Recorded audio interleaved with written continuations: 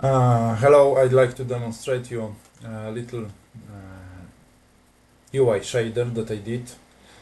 Because like in one project we have lots of different panels that can have various fields, borders, and so on.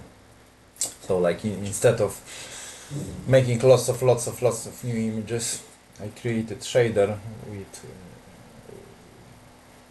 some parameters when we can control how this panel looks. So let me make some demonstration. We can control line thickness, for example. We can have texture for a line, or we can have no texture at all, but gradient, like any color you want, actually. So let's make some kind of gold. We can rotate this gradient, so we can have different angles, like panel shading looks in similar way. So let's make some kind of saturated blue maybe. Okay, darker.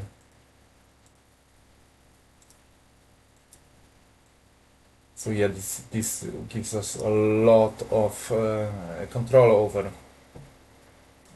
UI panel element. Like you can also have angle to this. So we can also have some inner glow if we want to. And like can control alpha of this inner glow also. So let's maybe not make this so thick, and maybe like darken. Yeah. So these are like basic control parameters. So how does it generally work? So it relies on texture. Like we use like distance field texture. So red channel is used for line thickness, and it's used for cutoff of this line. Clean channel is used for inner glow, and blue channel is used for transparency.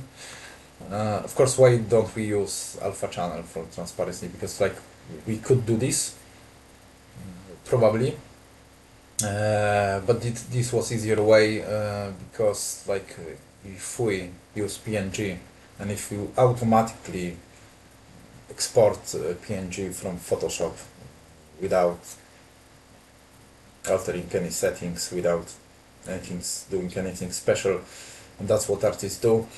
Like it will cut off all values of color if like alpha is totally transparent, and to avoid like artifacts on edge, that's why I used blue channel for this. But like it will be properly automatically exported from Photoshop.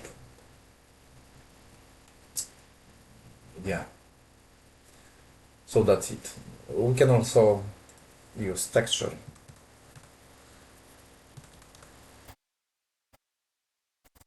for panel, and it's like this texture is then colored. It can be colored or not. Like yeah. Here you notice that probably I use some kind of material controller component. This is also component that I made for this, because it does one cool thing. It can take any source material that we assign, and it will create a runtime instance for this material for as many images as we want. Then like without modifying source material, we can create lots of instances for different settings of UI panels. And also, if we want, we can then bake these instances to asset and use asset instead if we are done with settings. Yeah, so this is like for ease of editing, because like we can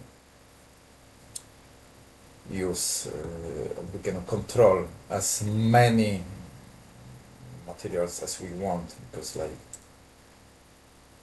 we can create another shared material for another sets of images with completely different material. Like these properties will be like taken automatically from shader. So yeah, this can be useful if we want like have global script with settings for, I don't know, screen or feature, like control everything from one place. Or if you want like any other script to do something with material, then it can serve as like interface for this. So like we don't have to know and hard code exact shader parameters in script. So yeah, that's how it looks like.